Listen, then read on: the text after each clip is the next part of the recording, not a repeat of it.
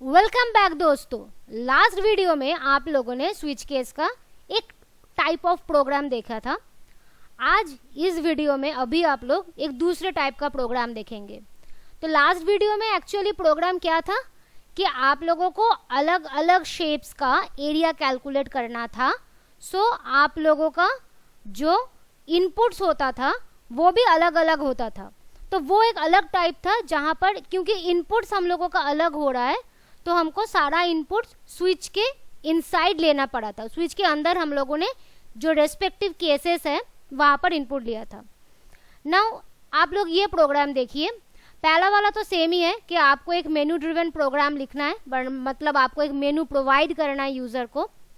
लेकिन उसके साथ देखिए बाकी का पढ़िए कि आप लोगों को यहाँ पर क्या क्या एक्सेप्ट करना है। एक तो लेंथ और ब्रेथ ऑफ अ रेक्टेंगल, वो आपको इनपुट में लेना है। दूसरा आप लोगों को एक कैरेक्टर भी इनपुट करना है। अब ये कैरेक्टर क्या काम करेगा तो फॉलो करते हैं क्वेश्चन को।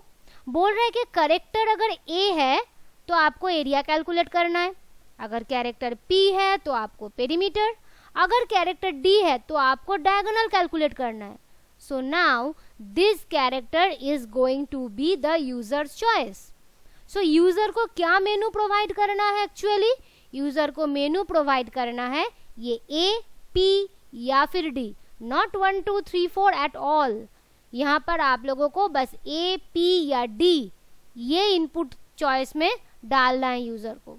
तो चलिए पहले यूजर को मेनू डालते हैं। और एक बात, क्योंकि यहाँ पर एक रेक्टेंगल का ही बस लेंथ और ब्रेथ इनपुट करने के लिए बोला है और यूजर क्या कैरेक्टर डाल रहा है उसके ऊपर उसका डिफरेंट जो कैलकुलेशन होगा वो होगा। तो ये जो लेंथ और ब्रेथ होता है रेक्टेंगल का, ये हम लोग ऐसे ही स्विच के आउटसाइड में इनपुट लेंगे, क्योंकि सेम रेक्टेंगल का ही लेंथ और ब्रेथ लेके हमको सारा कैलकुलेशन करना है। तो स्विच के अंदर ईच केस में ये डालने का कष्ट नहीं करना है, हमको बाहर लेना है इनपुट। सो इन सच केसेस आप लोग पहले क्या एक्सेप्ट करना है, माने चॉइस को छोड़ के, वो मेनू छोड़ के लेंथ और ब्रेथ ये इनपुट करना है रेक्टेंगल का, पहले ये यूज़र को बता देते हैं। उसके बाद यूज़र को मेनू देते हैं कि आप एक कैरेक्टर डालो, तो अकॉर्डिंगली आपने जो लेंथ और ब्रेथ डाला है उसके ऊपर कैलकुलेशन हो जाएगा। सो यू कैन, आप लोग कुछ भी कर सकते हो। आप लोग पहले मेनू डाल सकते हो या फिर लेंथ और ब्रेथ डाल सकते हो। मैं ये वाले प्रोग्राम में लेंथ और ब्रेथ ऑफ द रेक्टेंगल को पहले इनपुट लेने वाली हूँ, क्योंकि यूज़र को पहले तो ये पता चले ना कि इनपुट में डालना क्या है। उसके बाद वो चॉइस करेगा कि उसको एरिया, पेरीमीटर या फिर डायगोनल कैलकुलेट करना है। तो फॉर दिस पर्पस मैं सबसे पहले जो एक्चुअल इनपुट है जिसको लेकर यूज़र काम करेगा, माने length and breadth of a rectangle, वो इनपुट ले रही हूँ। आप लोग चाहो तो इसको बाद में भी कर सकते हो, इससे कोई गलती नहीं होगी, लेकिन मैं डाल रही हूँ स्टार्टिंग में। तो ये सारा जो वेरिएबल आएगा मैं इसको डबल में ले रही हूँ, सब डबल में, लेंथ ब्रेथ दोनों डबल में ले लिया। तो अभी हम लोग लेंथ को इनपुट लेंगे, AC dot next double, AC dot next double length input हो गया।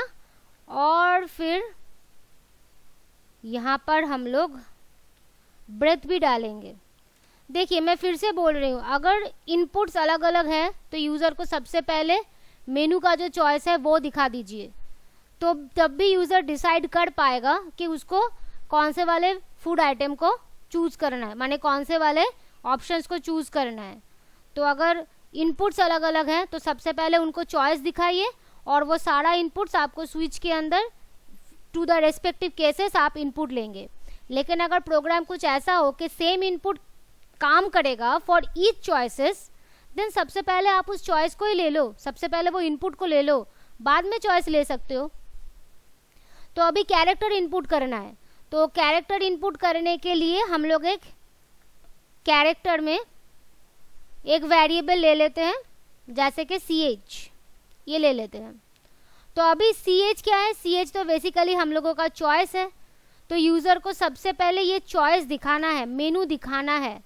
तो अब हम लोग दिखाएंगे यूज़र को मेनू, अब मेनू क्या है, मेनू में वैसे 1 2 3 4 तो है नहीं अभी, तो अगर कैरेक्टर ए है तो कैलकुलेट होगा क्या, कैलकुलेट होगा एरिया।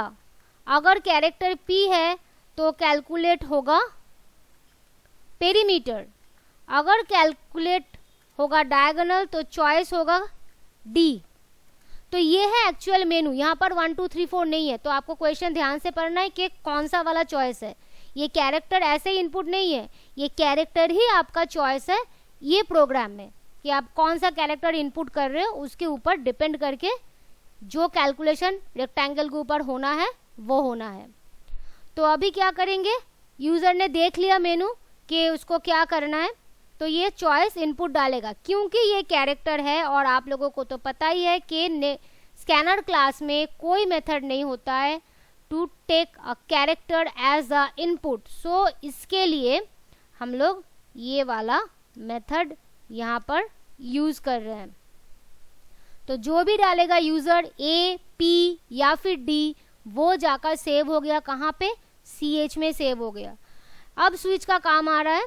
स्विच क्या करेगा, स्विच ये जो CH का वैल्यू है वो उसको इवालुएट करेगा। वो इवालुएट करेगा किसके साथ, किसके अगेंस्ट में, जो केसेस आप डालेंगे अब इसके अंदर वो उनके अगेंस्ट में। अब केस क्या होने वाला है, सबसे वाला केस पहले वाला है ए, वो जो चॉइस में है एक्चुअली वही आपका केस है। यहाँ पर जो भी चॉइस आप लोग डालोगे एक्चुअली वही आपका केस है। तो सबसे पहला चॉइस है ए। अभी क्योंकि ये कैरेक्टर है ये सिंगल कोट में आएगा। तो अभी इसके अंदर क्या करना है, बस एरिया कैलकुलेट करना है। तो चलो कुछ वेरिएबल यहाँ पर ले लेते हैं। एरिया के लिए मैंने ले लिया AR, सब डबल में ही कर रही हूँ मैं यहाँ पर। AR equals to L into B, ये हो गया। अब इस एरिया को हमको क्या करना है, प्रिंट करना है।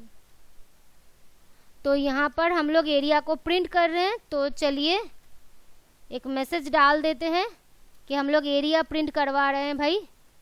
हो गया, अब इस केस का काम खत्म। तो ब्रेक लगा के निकल आए यहाँ से। फिर उसके बाद नेक्स्ट केस, जो नेक्स्ट केस है वो क्या है, वो हम लोगों का है वैल्यू P, क्योंकि P चॉइस होगा फॉर द पेरीमीटर। तो उसके लिए चलिए एक वेरिएबल ले लेते हैं, PR नाम देते हैं उसका। अब पेरीमीटर का फॉर्मूला तो आपको पता ही है, जो कि है 2 into L plus B।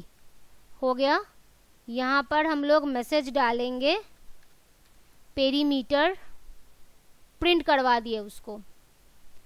Then हम लोगों का और ही एक केस बचता है जो कि है केस D, जिससे क्या होगा, जिससे हम लोगों का डायगोनल कैलकुलेट होगा।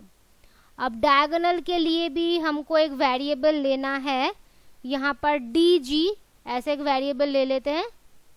अब डायगोनल कैसे कैलकुलेट होता है, डायगोनल कैलकुलेट का रेक्टेंगल का फॉर्मूला होता है √L square plus B square, माने √ length square plus breadth square.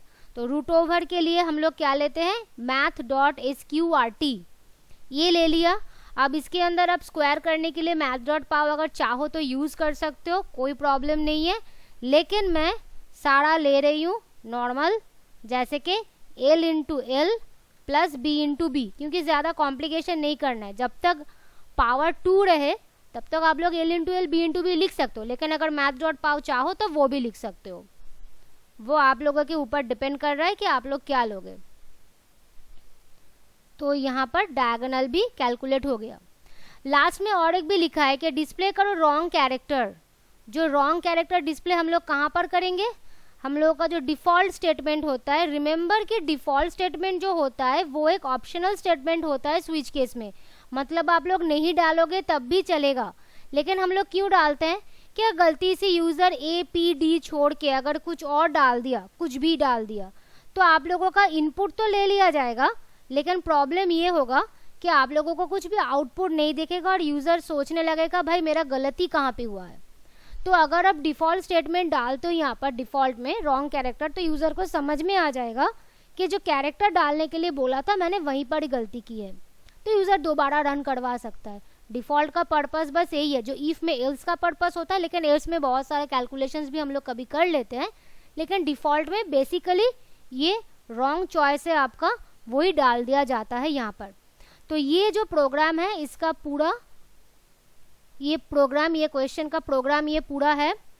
तो आई रिपीट वंस अगेन कि मेनू ड्रिवन प्रोग्राम माने स्विच केस, अगर आप लोगों का कैलकुलेशंस अलग अलग हो, इनपुट्स अलग अलग हो, तो आप लोग केस के अंदर इनपुट लो, क्योंकि यूज़र तो अगर यूज़र को वो कैलकुलेशन करना ही नहीं है तो वो इनपुट बाहर क्यों लेगा।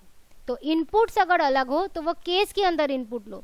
लेकिन जैसा कि ये वाला प्रोग्राम है कि एक ही रेक्टेंगल का लेंथ ब्रेथ डालना है, बस कैलकुलेशंस अलग अलग होंगे, तो आप लोग जो इनपुट है वो बाहर लीजिए। तो ये स्विच केस का 2 टाइप का program in 2 videos. I hope कि आप लोगों को समझ में आ गया है। So tata and bye bye, see you again.